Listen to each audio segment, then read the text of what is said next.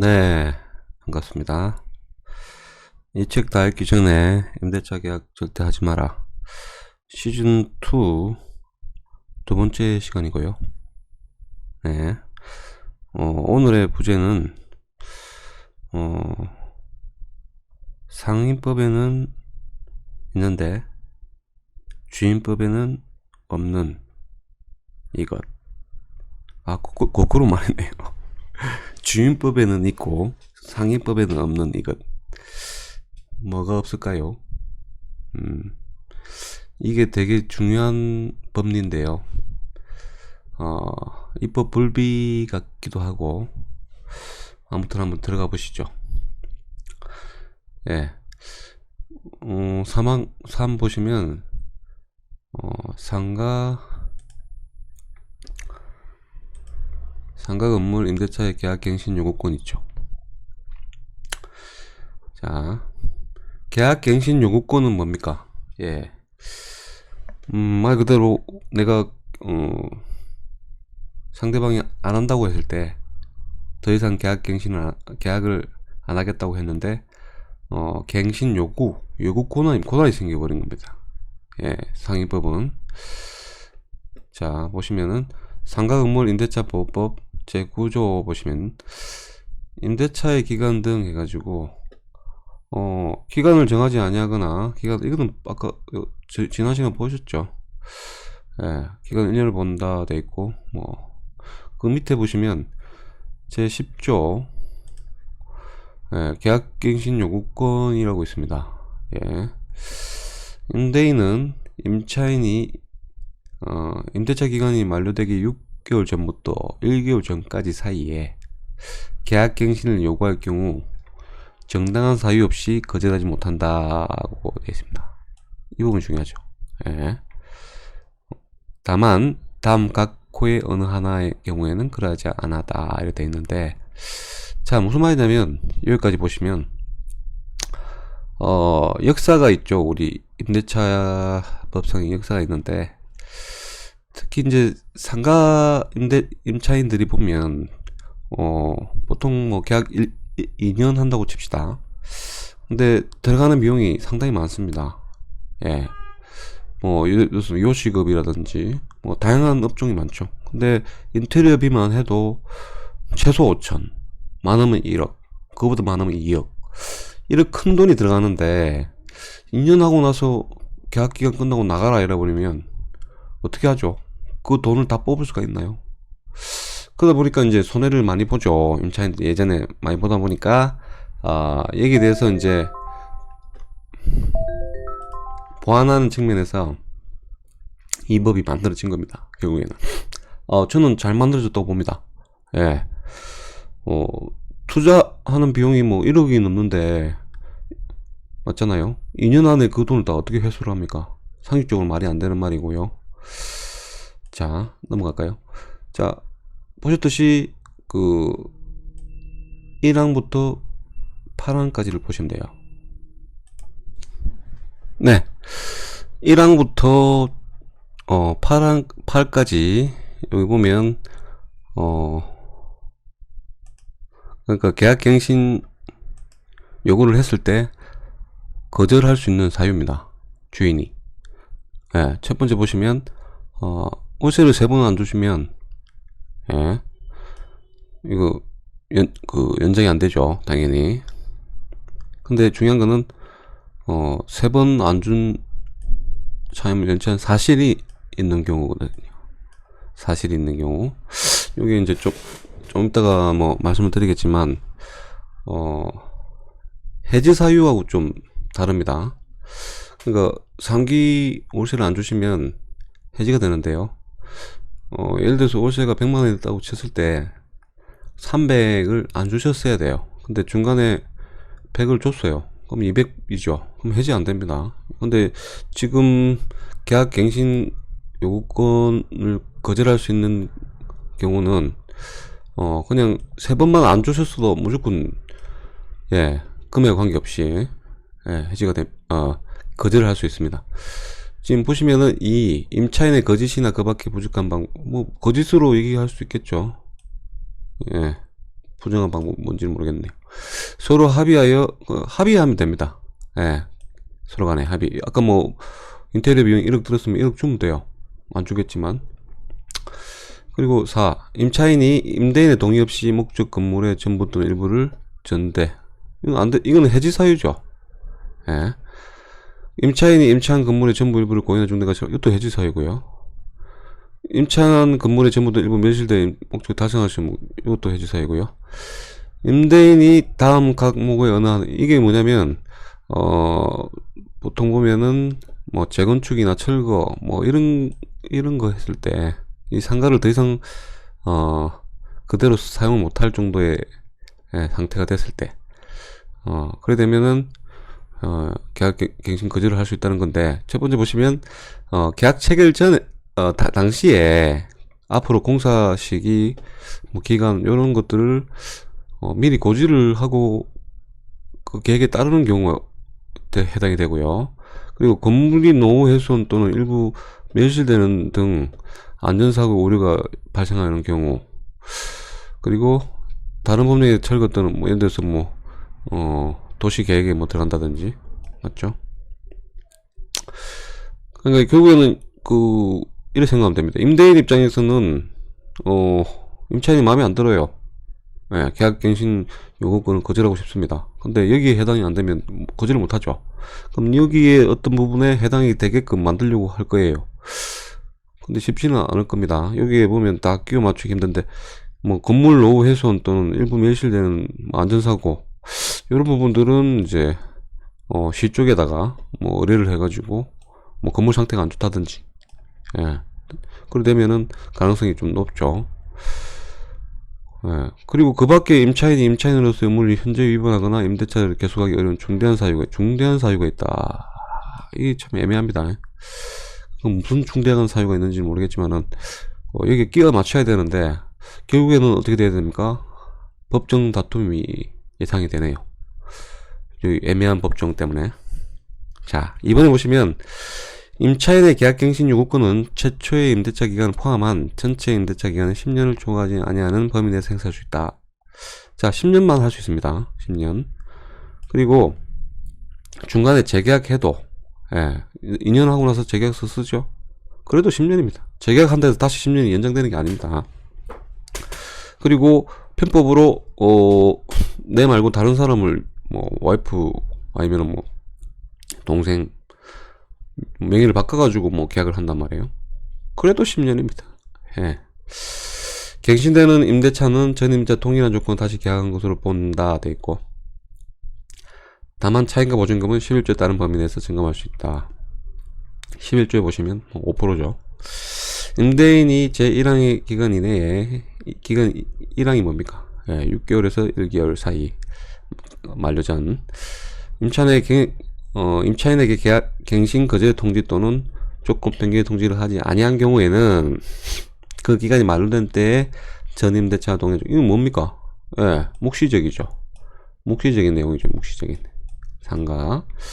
자, 사항의 경우 임차인은 언제든지 임대인에게 계약 해지 통보를 할 수 있고, 임대인의 통보를 받은 다음부터 3개월이 지나면 효력이 발생한다고 분명히 말씀드렸고요. 10조 2 보시면 계약 갱신의 특례에 있고요. 2조 1항 단서에 따른 보증금액을 초과하는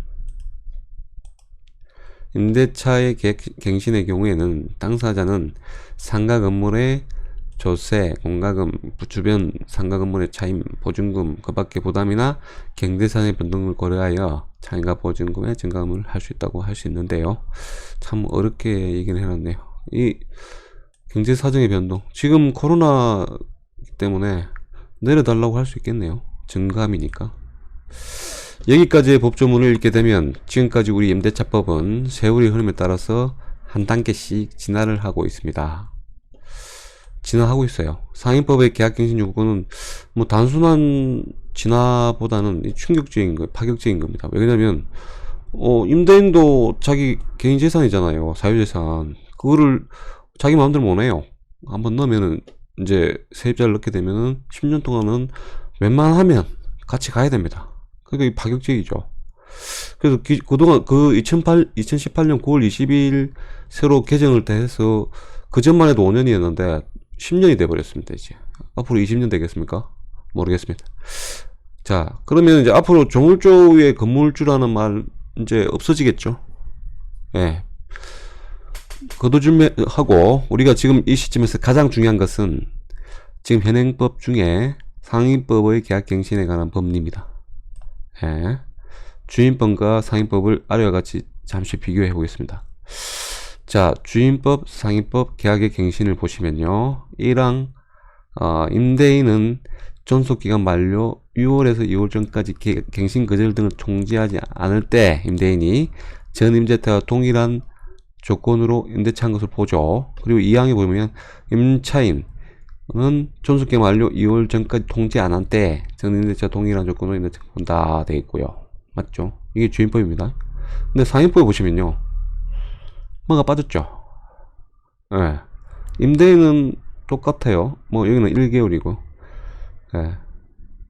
별 차이 없습니다. 예. 임대인은 6월부터 1월 전까지 계약해야 됩니다. 안 했을 때는 전임대차와 동일하게 하는 걸로 하고요.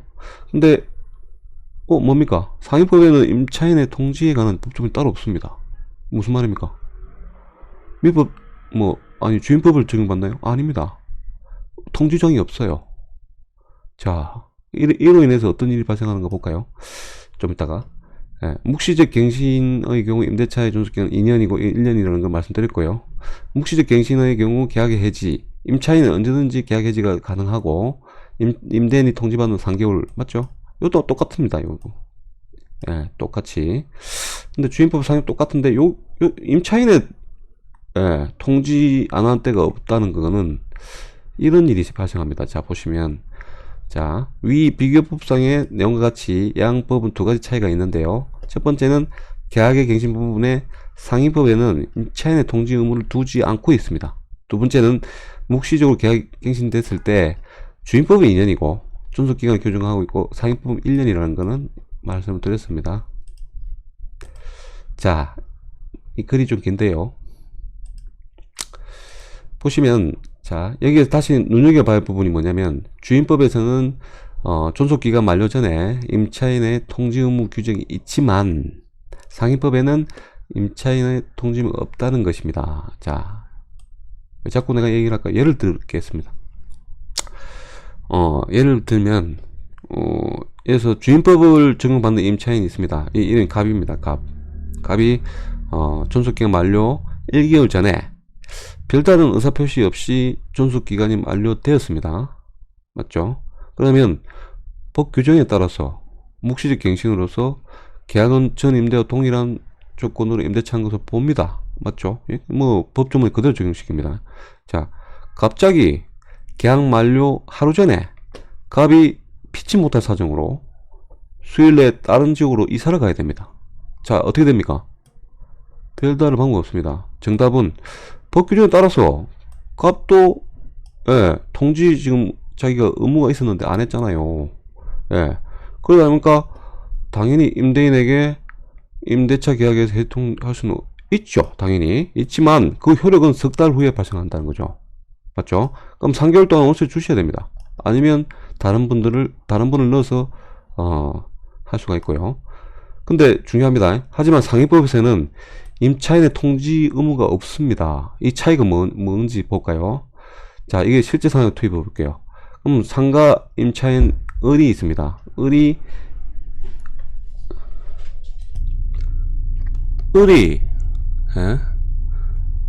상가 임차인 을이 임대차 계약 만료일까지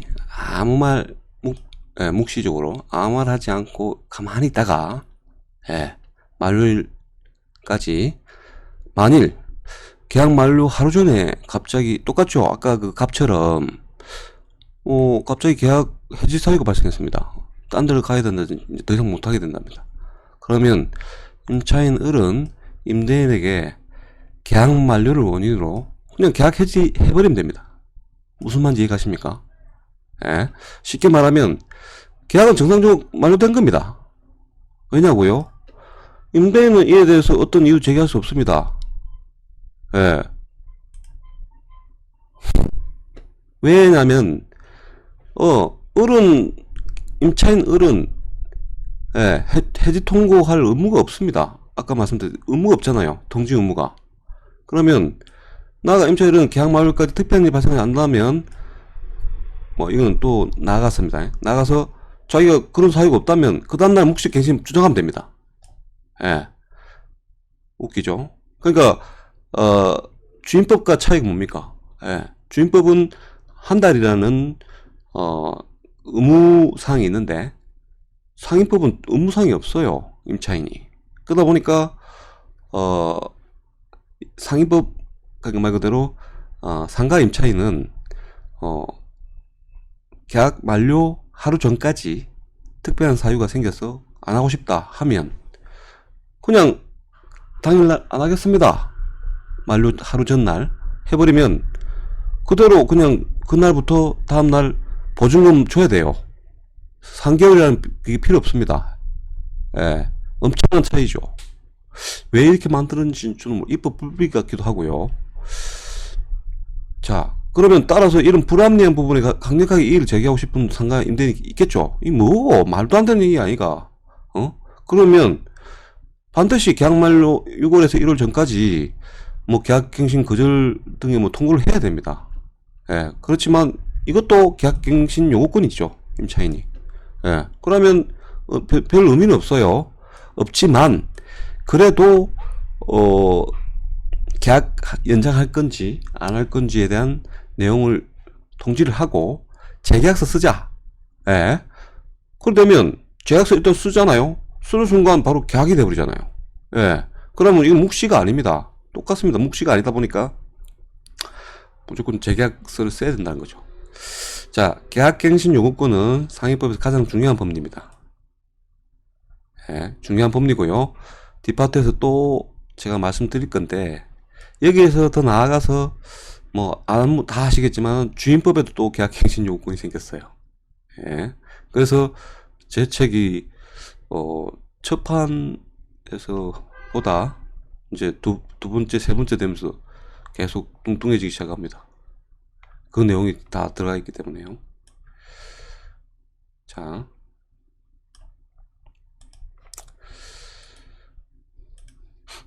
자, 그럼 여기 보시면은요, 결국 상가 임대인들도 이런 법 규정을 잘 알고 제대로 된 임차인과 계약을 체결해야 할 것이고, 급하다고 대충 아무나 임차인을 드린다면 그냥 10년 동안은 어떠한 일이 있어도 현행법은 내보낼 수 없습니다. 예. 물론 상임법 10조 1호 8호 아까 말씀드린 사유가 발생한다면 그거는 나가라 할 수가 있죠. 하지만 차임 월세를 3번 연체하는 거 빼고는 다른 규정들은 보면 분쟁이 좀 있을 수가 있고요. 애매한 부분이 많아요. 그러다 보니까 결국엔 법원의 재판을 통해서 해야 되고, 우리나라 재판 과정이 결코 일반들에게 쉽지가 않습니다. 시간도 많이 걸리고요. 별로 안 합니다. 예. 그럼 결론적으로 10년은 계속 간다는 거고요. 계약갱신 요구권에서 몇 가지 꼭 짚고 넘어갈 부분은 다음 파트에서 다룰 부분인 임차인의 차임 연체가 발생할 시에 임대인이 계약 해지를 할 수 있는데, 계약 해지를 위해서는 반드시 계약 해지 시점까지 2기, 3기, 예, 주임법은 2기고요. 상임법은 3기죠. 각 임대차 규정마다 좀 다릅니다. 차임 전액이 연체되어야만 하지만 계약갱신 요구권을 거절할 수 있는 사유 중에 상계 차임 연체는 그 연체한 사실만을 거절할 수 있다. 요거 제가 말씀드렸죠. 예. 그러니까 주임법은 2번 안 주면요 해지가 되는데, 예를 들어서 월세가 100만 원이나 쳤을 때 주임법은 200만 원이 정확하게 돼야 돼요. 근데 갑자기 하루 전이라도 50만 원 넣어버렸어요. 150이죠. 예. 그러면 해지 못 합니다. 상임도 마찬가지고요. 근데 이런 식으로 3번 연체 사실만 있어도 계약갱신 요구권을 거절할 수 있다는 거고요. 다시 말하면 계약 해지는 그 계약을 해지하기 위한 요건으로 똑같은 내용입니다. 연체돼야 하지만 거절 사유로서의 상기 차임은 그 사실만 충분하다는 거고요. 또한 계약갱신 요구 기간은 10년인데, 예, 이는 최초의 임대차 기간을 포함, 말씀드렸죠. 10년을 초과한 범위고요. 예를 들어서 2년의 존속기 끝나고 재계약 쓴다 해도 결국에는 맞습니다. 그것도 포함이 됩니다. 2년간으로. 자, 보시고, 그리고 2년을 포함한 나머지 8년 계약 요구를 할 수 있고, 여기에 만약 편법으로 아까 말씀드린 임차인의 부인, 지인을 데리고 와가지고, 예, 또 10년을 하려고 하면은 이건 안 됩니다. 다만 10년이 지나서 법정갱신, 묵시갱신 있죠. 이게 법정갱신 하거든요. 예, 그거는 가능하죠. 그래서 두 사람께서 얘기를 안 했어요. 아무 말도 묵시 입을 닫고 있어요. 그럼 뭐 10년이라는 의미가 없죠. 예, 안 그렇습니까? 이해가시죠? 제한 규정 안 받고. 마지막으로 정리할 부분이 상위법 제10조의 2 계약갱신의 특례인데요. 법조문을 그대로 옮기자면 보증금을 초과하는 임대차의 계약갱신의 경우에는 당사자는 상가 건물에 관한 조세, 공과금, 주변 상가 건물의 차임 및 보증금, 그 밖의 부담이나 경제 사정의 변동 등을 고려하여 차임과 보증금을 증감을 청구할 수 있다고 되어 있습니다. 이 규정 어떻게 보면 당사자 사이에 서로 간에 올리고 내리고 할 수 있다고 해석이 되는데, 사실은 이 법 규정이 너무도 현실과 좀 동떨어진 규정입니다. 왜 그러냐면 누가 이렇다고 해서 올려주고 내려주고 합니까? 안 하죠. 예, 대부분 안 합니다. 코로나 같은 특별한 지금 착한 인데 있는데, 그런 상황이 아닌 일반적인 상황에서 경기가 내려갔다 해가지고 주인이 어서 오십시오, 5만원 더 깎으십시오 이렇게 안 한단 말이에요. 예. 그리고 또 갑자기 경기 좋아졌다 해가지고 5만원 더 10만원 올려주세요, 안 올려줍니다. 임차인도 마찬가지입니다. 그럼 어찌 돼요? 그럼 임대인이나 임차인 경제상의 변동을 고려하여 한다면 과연 누가 수수료 받겠습니까? 안 받죠. 결국에는 이게 어디로 갑니까? 재판입니다. 재판, 법원. 그럼 판사님이 두드리겠죠. 따라서 주임법 시행령 8조에 따른 20분의 1, 5%고요. 상임법도 이제 5%고 또 똑같고요. 법 규정 같이 이에 맞는 재정이 시급히, 물론 이제 법정원에 5% 돼 있다 해가지고 이 사람들이 정확하게 5%를 줄지는 모르겠지만은, 그래도 법정원에 명시가 돼 있는 거하고 차이가 있으니까 이 부분을 명시를 좀 해줬으면 좋겠다는 제 개인적인 생각입니다. 자, 오늘은 여기까지 하고요. 다음 시간에는 세 번째 시간을 갖겠습니다. 이쪽 제목이 주임법 계약갱신 요구권. 이것도 중요하죠. 왜 그러냐면 지금 엄청난 논란이 많습니다. 요 기대가 되는데요. 다음 시간에 꼭 시청해 주시기 바랍니다. 여기까지 하겠습니다.